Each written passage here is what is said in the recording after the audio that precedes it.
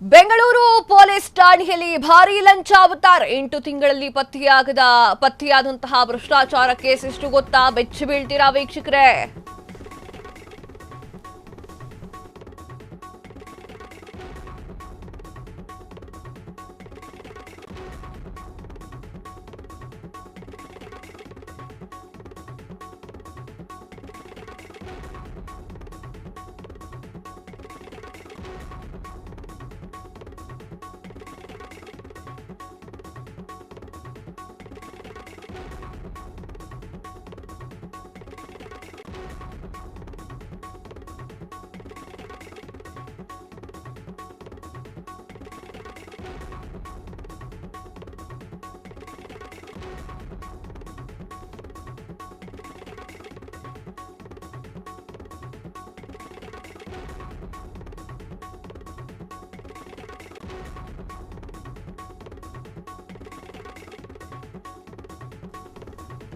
Bengaluru police ಠಾಣೆಯಲ್ಲಿ ಭಾರೀ ಲಂಚಾವತಾರ 8 ತಿಂಗಳಲ್ಲಿ ಪತ್ತೆಯಾದ ಭ್ರಷ್ಟಾಚಾರ ಕೇಸ್ ಎಷ್ಟು ಗೊತ್ತಾ?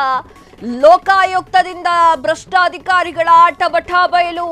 ನಿಮ್ಮನ್ನ ಬೆಚ್ಚಿ ಬೀಳಿಸುತ್ತೆ. ಖಾಕಿ ಭ್ರಷ್ಟಾಚಾರದ ಅಂಕಿಅಂಶಗಳನ್ನ ತೋರಿಸಿದ್ರೆ ಇದು ಫ್ರೀಡಂ ಟಿವಿಯ ಬಿಗ್ ಎಕ್ಸ್ಕ್ಲೂಸಿವ್ ನ್ಯೂಸ್. ಎಸ್ ವೀಕ್ಷಕರೇ, ಭ್ರಷ್ಟಾಚಾರ ಎಲ್ಲಿಲ್ಲ ಅಂತ ಹೇಳಿ, ಭ್ರಷ್ಟಾಚಾರ ಇಲ್ಲದೆ ಹೋಗಿರುವಂತಹ ಡಿಪಾರ್ಟ್ಮೆಂಟ್ ತೋರಿಸಿ, ಭ್ರಷ್ಟಾಚಾರ ಇಲ್ಲದೆ ಹೋಗಿರುವಂತಹ ಒಬ್ಬ ಅಧಿಕಾರಿಯನ್ನು ತೋರಿಸಿ ಅಂತ ಹೇಳಿ ಸಾಕಷ್ಟು ಜನರು ಮಾತನಾಡ್ಕೊಳ್ತೀರಾ. ಅದಕ್ಕೆ ಪುಷ್ಟಿ ನೀಡುವಂತೆ ಈಗೊಂದು ಕೆಲಸ ನಡೆದಿದೆ. ನೀವು ನಿಜಕ್ಕೂ ಕೂಡ ಶಾಕ್ ಆಗ್ತೀರಾ ವೀಕ್ಷಕರೇ. ಬೆಂಗಳೂರಿನ ಪೊಲೀಸ್ ಠಾಣೆಯಲ್ಲಿ ಭಾರೀ ಲಂಚಾವತಾರ ನಡೀತಾ ಇರುವಂತದ್ದು. ಆ ಲಂಚಾವತಾರವನ್ನ ನೋಡಿದ್ರೆ ನೀವು ಕೂಡ ಬೆಚ್ಚಿ ಬೀಳ್ತೀರಾ. ಆ ಒಂದು ಲಂಚಾವತಾರಕ್ಕೆ ಲೋಕಾಯುಕ್ತರು ಬೆಚ್ಚಿ ಬಿದ್ದಿದ್ದ. ಲೋಕಾಯುಕ್ತದಿಂದ ಭ್ರಷ್ಟಾಧಿಕಾರಿಗಳ ಆಟ ಬಯಲಾಗಿದೆ. ನಿಮ್ಮನ್ನ ಬೆಚ್ಚಿ ಬೀಳಿಸುತ್ತೆ. ಅಂಕಿಅಂಶಗಳೇನಾದ್ರೂ ನೀವು ನೋಡಿದ್ರೆ ಬೆಚ್ಚಿ ಬೀಳ್ತೀರಾ. 8 ತಿಂಗಳಲ್ಲಿ ಎಷ್ಟು ಭ್ರಷ್ಟಾಚಾರ ಕೇಸ್ ಪತ್ತೆ ಆಗಿರ್ಬೋದು? 1, 2, 3 ನೀವೇ ನಂಬ್ತಿಲ್ಲ. ಆ ತರ ಭ್ರಷ್ಟಾಚಾರಗಳು ನಡೀತಾ ಇದೆ. ಭ್ರಷ್ಟ ಮುಕ್ತವಾಗಿರಬೇಕು ನಮ್ಮ ದೇಶ, ಭ್ರಷ್ಟ ಮುಕ್ತವಾಗಿರಬೇಕು ನಮ್ಮ ದೇಶ ಅಂತ ಸಾಕಷ್ಟು ಜನ ದುಡಿದವರಿದ್ದಾರೆ. ಸಾಕಷ್ಟು ಜನ ಉಪವಾಸ ಸತ್ಯಾಗ್ರಹಗಳನ್ನು ಮಾಡಿದವರಿದ್ದಾರೆ. ಸಾಕಷ್ಟು ಜನ ಈ ವಿಚಾರವಾಗಿ ಕಾರ್ಯಾಚರಣೆಯನ್ನು ಮಾಡ್ತಿದ್ದಾರೆ, ಒಂದು ಕ್ಯಾಮ್ರಾ ತಗಲಾಕೊಂಡು. ಆ ಕಾರಣಕ್ಕೆ 8 ತಿಂಗಳಲ್ಲಿ ಭ್ರಷ್ಟಾಚಾರದ ಕೇಸ್ ಏನಾದರೂ ಡಿಪಾರ್ಟ್ಮೆಂಟ್ ಅಲ್ಲಿ ನೋಡಿದ್ರೆ ಬೆಚ್ಚಿ ಬೀಳ್ತೀರಾ ನೀವು. ಬೆಂಗಳೂರಿನ ಪೊಲೀಸ್ ಠಾಣೆಯಲ್ಲಿ ಭಾರೀ ಲಂಚಾವತಾರ ನಡೀತಾ ಇದೆ. ಒಂದು ಕೆಲಸ ಆಗ್ಬೇಕಾ? ಇಷ್ಟು ಕೊಡು.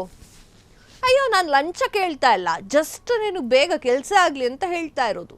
ಈ ರೀತಿಯಾಗಿ ವಸೂಲಿಯನ್ನು ಕೂಡ ಮಾಡಲಾಗ್ತಾ ಇದೆ. ಲೋಕಾಯುಕ್ತದಿಂದ ಭ್ರಷ್ಟ ಅಧಿಕಾರಿಗಳ ಆಟಬಠ ಬಯಲಾಗಿದೆ. ನಿಮ್ಮನ್ನ ಬೆಚ್ಚಿ ಬೀಳಿಸ್ತಾ ಇದ್ದಾವೆ ಖಾಕಿ ಭ್ರಷ್ಟಾಚಾರದ ಅಂಕಿಅಂಶಗಳು. ಇದು ಫ್ರೀಡಂ ಟಿವಿಯ big big big exclusive news.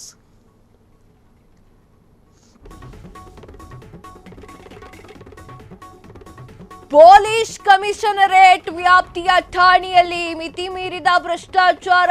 ದೂರು ಕೊಡ್ಲಿಕ್ಕೆ ಬರುವಂತಹ ಸಂತ್ರಸ್ತೆಯರಿಗೆ ಲಂಚಕ್ಕಾಗಿ ಕಿರುಕುಳ. ಲಕ್ಷ ಲಂಚ ಕೊಟ್ರೆ ಮಾತ್ರ ಪೊಲೀಸ್ ಠಾಣೆಯಲ್ಲಿ ಕೆಲಸ. ಪೊಲೀಸ್ ಠಾಣೆಯಲ್ಲಿ ಲಂಚ ಕೊಟ್ರೆ ಮಾತ್ರ ಕೆಲಸ ಆಗ್ತಿದೆ.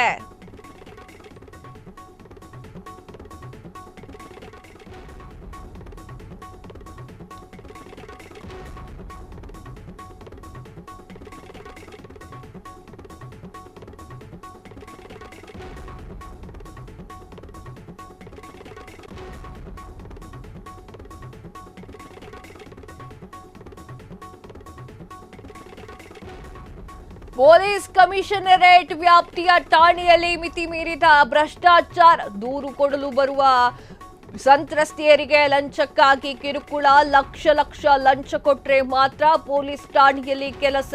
ಪೊಲೀಸ್ ಠಾಣೆಯಲ್ಲಿ ಲಂಚ ಕೊಟ್ರೆ ಮಾತ್ರ ಕೆಲಸ ಆಗ್ತಾ ಇದೆ. ಪೊಲೀಸ್ ಭ್ರಷ್ಟಾಚಾರಕ್ಕೆ ಲೋಕಾಯುಕ್ತ ವಿಶೇಷ ಕೋರ್ಟ್ ಭಾರೀ ಆಕ್ರೋಶ. 8 ತಿಂಗಳಿನಲ್ಲಿ ಲೋಕಾಬಲೆಗೆ ಬಿದ್ದಂತಹ 10ಕ್ಕೂ ಹೆಚ್ಚು ಭ್ರಷ್ಟ ಪೊಲೀಸ್ ಅಧಿಕಾರಿಗಳು. ಲೋಕಾಬಲೆಗೆ ಬಿದ್ದಂತಹ ಭ್ರಷ್ಟರಲ್ಲಿ ಎಸಿಪಿ ರ್ಯಾಂಕ್ ಅಧಿಕಾರಿಗಳು ಕೂಡ ಇದ್ದಾರೆ. ಈ ಒಂದು ಅಧಿಕಾರಿಗಳ ಪಟ್ಟಿಯನ್ನ ನಿಮ್ಮ ಮುಂದೆ ಇಡಲಿದೆ ಫ್ರೀಡಂ ಟಿವಿ. ಎಸ್ ವೀಕ್ಷಕರೇ, ಲೋಕ ಬಲೆಗೆ ಬಿದ್ದವರು ಸಾಕಷ್ಟು ಜನ ಇದ್ದಾರೆ. ರ್ಯಾಂಕ್ ಪೊಲೀಸರು ಕೂಡ ಈ ಒಂದು ಲೋಕ ಬಲೆಗೆ ಬಿದ್ದಿದ್ದಾರೆ. ಪೊಲೀಸ್ ಕಮಿಷನರೇಟ್ ವ್ಯಾಪ್ತಿಯಲ್ಲಿ ಠಾಣೆಗಳಲ್ಲಿ ಮಿತಿ ಮೀರಿರುವಂತಹ ಭ್ರಷ್ಟಾಚಾರ ದೂರು ಕೊಡಲಿಕ್ಕೆ ಬರುವಂತಹ ಸಂತ್ರಸ್ತರಿಗೆ ಲಂಚಕ್ಕಾಗಿ ಕಿರುಕುಳವನ್ನ ಕೊಡ್ತಾ ಇರುವಂತದ್ದು. ಲಕ್ಷ ಲಂಚ ಕೊಟ್ರೆ ಮಾತ್ರ ಪೊಲೀಸ್ ಠಾಣೆಯಲ್ಲಿ ಕೆಲಸ ಆಗುತ್ತೆ, ಪೊಲೀಸ್ ಠಾಣೆಯಲ್ಲಿ ಲಂಚ ಕೊಟ್ರೆ ಮಾತ್ರ ಕೆಲಸ ಆಗುವಂತಹ ಪರಿಸ್ಥಿತಿ ನಿರ್ಮಾಣವಾಗಿದೆ. ಪೊಲೀಸ್ ಭ್ರಷ್ಟಾಚಾರಕ್ಕೆ ಲೋಕಾಯುಕ್ತ ವಿಶೇಷ ಕೋರ್ಟ್ ಭಾರಿ ಆಕ್ರೋಶವನ್ನು ವ್ಯಕ್ತಪಡಿಸ್ತಾ ಇದೆ. 8 ತಿಂಗಳಿನಲ್ಲಿ ಲೋಕಾಬಲೆಗೆ ಬಿದ್ದಂತಹ 10ಕ್ಕೂ ಹೆಚ್ಚು ಭ್ರಷ್ಟ ಪೊಲೀಸ್ ಅಧಿಕಾರಿಗಳು. ಲೋಕಾಬಲೆಗೆ ಬಿದ್ದಿರುವಂತಹ ಭ್ರಷ್ಟಾಚಾರ ಪೊಲೀಸರಲ್ಲಿ ಎಸಿಪಿ ರ್ಯಾಂಕ್ನ ಅಧಿಕಾರಿಗಳು ಕೂಡ ಇದ್ದಾರೆ. ಯಾವ ರೀತಿಯ ಜಗತ್ತು ಹಾಳಾಗಿದೆ, ಅದರಲ್ಲೂ ಕೂಡ ಕರ್ನಾಟಕದಲ್ಲಿ ಭ್ರಷ್ಟಾಚಾರಿಗಳು ಹುಟ್ಕಂತಿದ್ದಾರೆ ನೋಡಿ. ಆ ಒಂದು ಅಧಿಕಾರಿಗಳ ಪಟ್ಟಿ ನಿಮ್ಮ ಮುಂದೆ ಫ್ರೀಡಮ್ ಟಿವಿ ಇಡಲಿದೆ.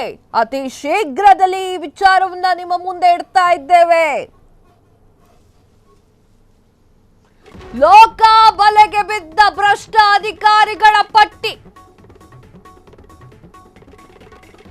ಜನವರಿ 4 ಸಂಜಯ್ ನಗರ ಎಎಸ್ಐ ವಿಜಯ್ ಕುಮಾರ್ ಮತ್ತು ಬ್ರೋಕರ್ ಅರೆಸ್ಟ್. ಫೆಬ್ರವರಿ 21 ಡಿಸಿಆರ್ಇ ಪೊಲೀಸ್ ಇನ್ಸ್ಪೆಕ್ಟರ್ ಗೀತಾ ಮತ್ತು ಬ್ರೋಕರ್ ಅರೆಸ್ಟ್.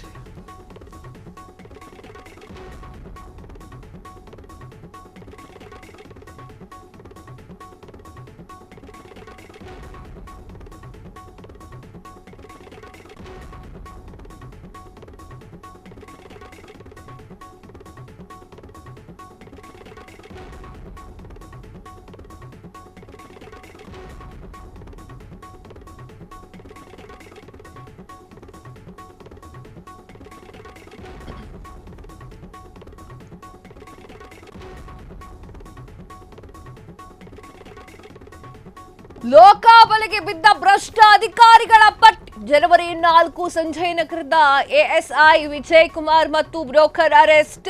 ಫೆಬ್ರವರಿ 21 ಡಿಸಿಆರ್ಇ ಪೊಲೀಸ್ ಇನ್ಸ್ಪೆಕ್ಟರ್ ಗೀತಾ ಮತ್ತು ಬ್ರೋಕರ್ ಅರೆಸ್ಟ್. ಮಾರ್ಚ್ 26 ಈಶಾನ್ಯ cyber crime ACP Tanveer ASI Krishnamurthy arrest. May 6 Kempegowda ನಗರದ inspector Shivaji Rao PSI Shivananda arrest. July 21 Govindapura ಠಾಣೆಯ PSI Savitribai lock. August 16 Ramamurthy ನಗರದ PI Rajashekar PSI Ruman Pasha arrest ಆಗಿದ್ದಾರೆ. ಅನ್ನಪೂರ್ಣೇಶ್ವರಿ ನಗರದ ಪಿಐ ಹಾಗೂ ಬೇರೆ ಠಾಣೆಗಳ 2 ಪಿಎಸ್ಐಗಳು ಅರೆಸ್ಟ್ ಆಗಿದ್ದಾರೆ. ಅವರ ಮೇಲೂ ಕೂಡ ಕೇಸ್ ಆಗಿದೆ. ಎಸ್ ವೀಕ್ಷಕರೇ, ಭ್ರಷ್ಟಾಚಾರದ ಪಟ್ಟಿಯನ್ನ ನೋಡ್ತಾ ಇದ್ರೆ ನಿಜಕ್ಕೂ ಕೂಡ ಶಾಕ್ ಆಗುತ್ತೆ. ಯಾವ್ಯಾವ ಸ್ಟೇಷನ್ನಲ್ಲಿ ಏನೇನು ನಡೆದಿದೆ ಅನ್ನೋದರ ಕಿರು ನೋಟವನ್ನು ಹೇಳ್ತಾ ಇರುವಂಥದ್ದು. ಲೋಕಾಯುಕ್ತರ ಬಲೆಗೆ ಬಿದ್ದಂತಹ ಭ್ರಷ್ಟ ಅಧಿಕಾರಿಗಳ ಪಟ್ಟಿ ಇಂತಿದೆ ನೋಡಿ. ಜನವರಿ 4ರಿಂದ ಶುರುವಾಗುತ್ತೆ. ಸಂಜಯ್ ನಗರದ ಪಿಎಸ್ಐ ವಿಜಯ್ ಕುಮಾರ್ ಮತ್ತು ಆತನ ಬ್ರೋಕರ್ ಅರೆಸ್ಟ್ ಆಗಿರ್ತಾರೆ. February 21 DCRE police inspector Geeta ಮತ್ತು ಬ್ರೋಕರ್ ಅರೆಸ್ಟ್ ಆಗಿದ್ದಾರೆ.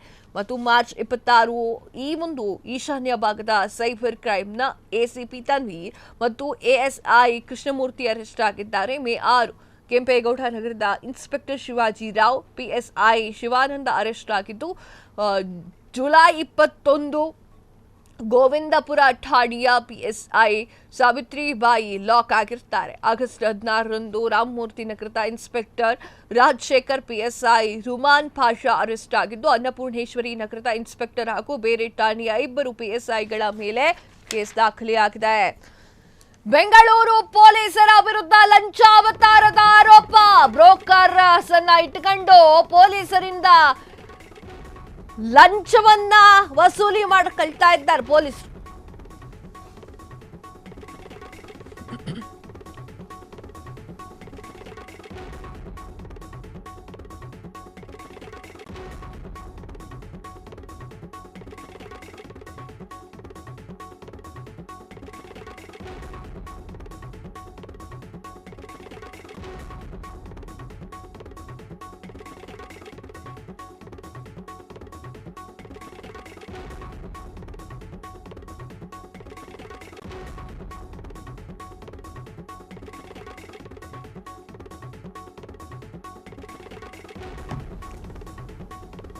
ಬೆಂಗಳೂರು ಪೊಲೀಸ್ ವಿರುದ್ಧ ಲಂಚಾವತಾರದ ಆರೋಪ.